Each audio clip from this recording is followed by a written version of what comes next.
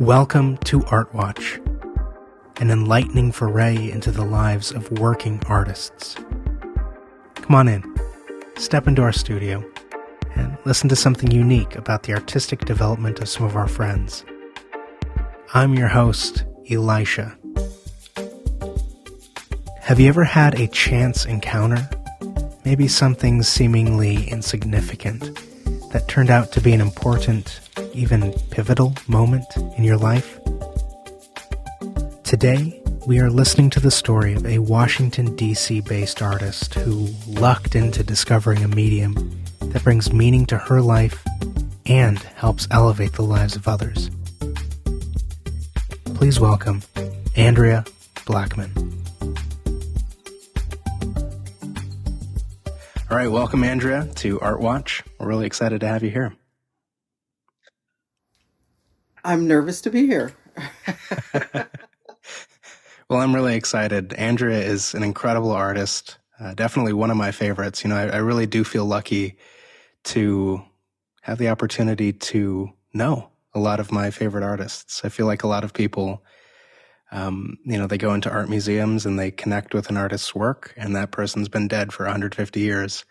And I feel really lucky to be able to sit down with you now and talk with you about your work. So can you give us a little bit about your background? My mother was a seamstress. And so when I was 10 years old, I asked her to show me how to sew. And I think that sort of started my journey really into fiber. I was sewing my own clothes. So in 4th and 5th grade, I was wearing clothes to school that I had made. And then anytime anybody wanted to teach me something, I was ready to learn. So I learned how to crochet. I learned how to do needlework. I learned beadwork. I needed my hands busy, and it always seemed to involve needle and thread. And then one day someone suggested I take a loom that was taking up space at a job I had. And I initially didn't want it. And this is to show you just how petty I can be. I had a roommate at the time, and I told her, I said, they want me to take this loom, but I just don't know that I need another hobby. And she said, well, if you don't want it, I want it. And I just thought, well, I don't want her to have it, so I'm going to take it. And it was amazing because it really spoke to me, because I loved math growing up. And weaving is all about math. It's all about, shapes and formulas and, percentages and fractions and all that kind of stuff. So I just started on my weaving journey, and it just somehow led me to here and now. It's pretty amazing how those two marry and blend. And you also work kind of in a scientific field as well professionally. Can you tell us a little more about that? Not scientific. I work with adults with developmental disabilities. I went to school and became a recreational therapist. Using recreation as a means of helping people. So many people, I used to work in a psych ward in a hospital, and it was a crisis ward.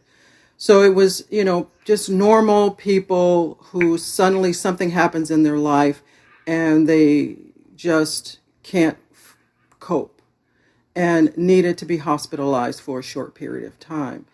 And, learning how to find ways of coping. People don't realize how much recreation can help with that. When you're feeling depressed, go running around outside, go take a walk, paint a picture. There's so many things that you can do that help you. And so all of that just kind of fueled my a desire to research and learn new things. I was always looking for something new to learn because I never knew what would reach a person. So it's not really scientific. It's a social services, I guess they call it, or human services. So you touched on something which I think is interesting, and it's something that I've observed about your art. And it's that when you were pursuing this therapeutic role, you were looking for ways that would connect with people directly. It's not some ego thing. You're not just making a statement for yourself. There's something about your work that's really inviting to the viewer as well. I guess I work very intuitively. I get an idea and I just ruminate on it. I I might look up words. Sometimes I even go around and ask people, "What does this mean to you?" Um, and just listen to what they're saying, and think about how what they say makes me feel, and if I can see what they're saying, I mean, it depends on what it is. The show that I did with Susie was really difficult because there were just so many different themes, and each theme had a different feeling. And for each theme, I must have had 5 or 6 different ideas running around in my head. And I have volumes written about, well, I could do this and I could do that. And just settling on one was hard. And of course, the show that we're referring to with Suzanne Crane was the incredible Two Artists Squaring Off, which premiered here at the Freeborn County Arts Initiative and then traveled all throughout Minnesota. Now, Andrea, another thing that I know about you is that you are wildly competitive. You have an incredible competitive streak. Oh, I'd you're like talking to about that know, sword fight? yeah, have you been in any sword fights recently, any duels? Okay.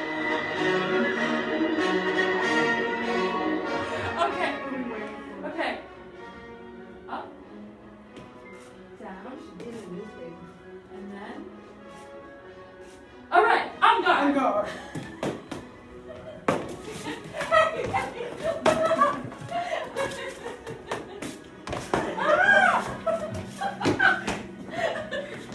Okay, you win, you win.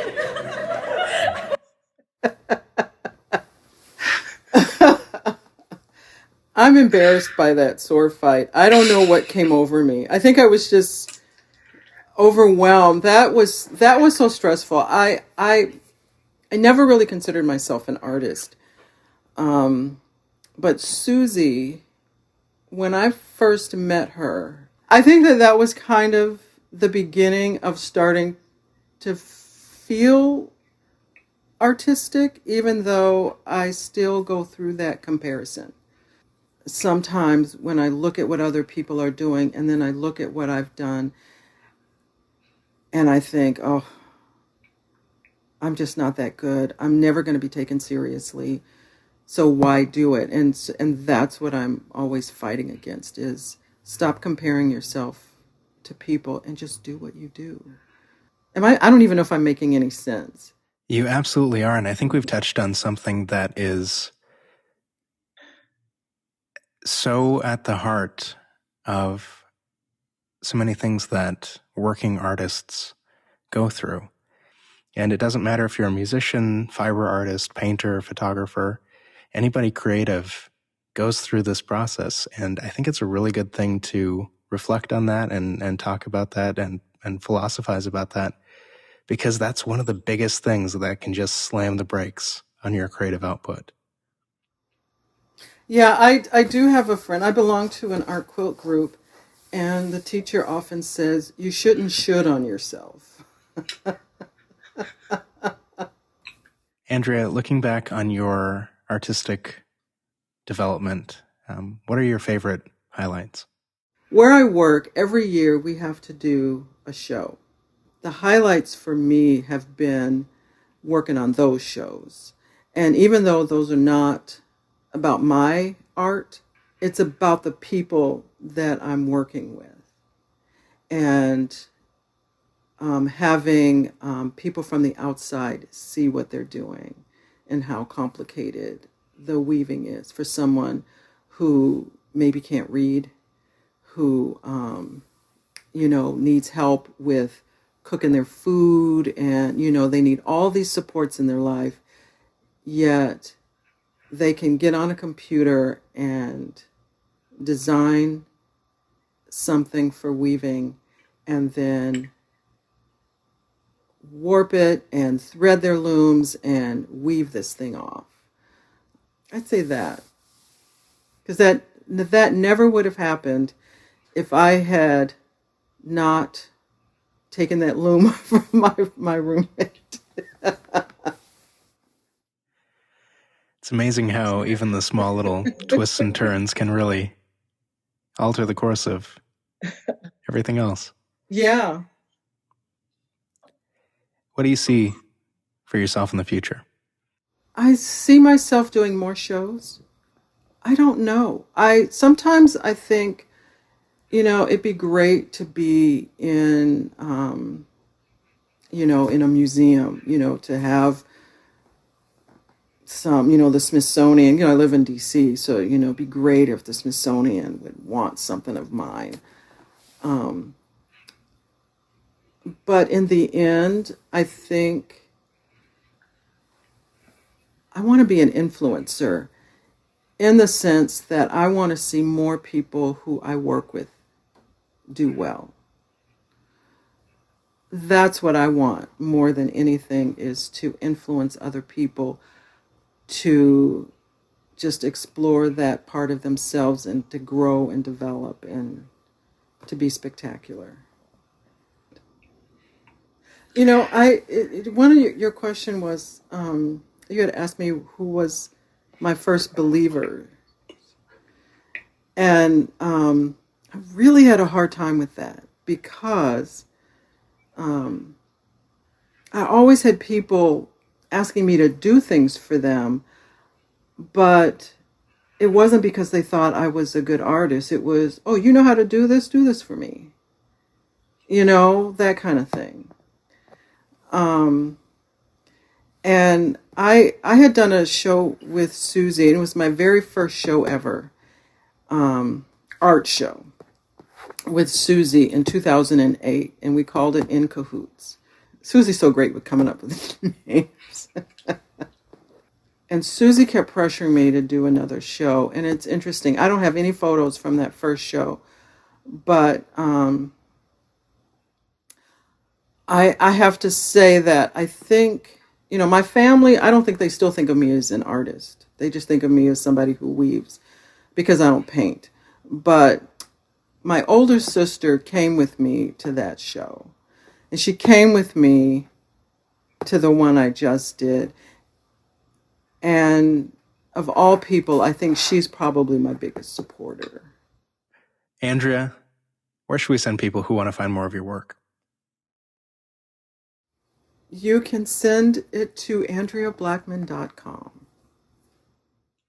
Of course, a beautiful website with pictures. Had a hand in putting that together myself.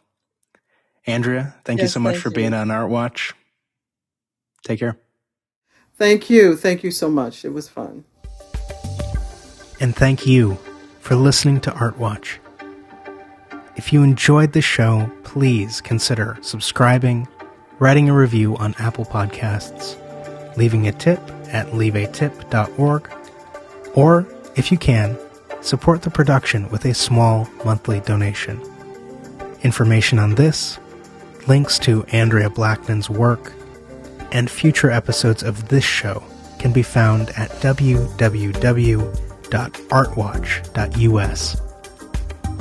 A very special thanks to this episode's sponsor, the Freeborn County Arts Initiative.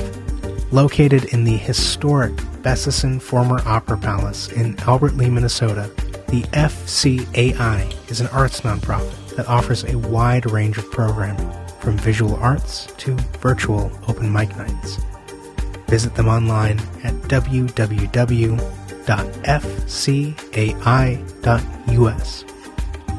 Thank you to Anchor, our distributing platform, and to the crew at Western Sound for their TalkSync app. We have a great show next time. I hope you'll join us. Till then, take care.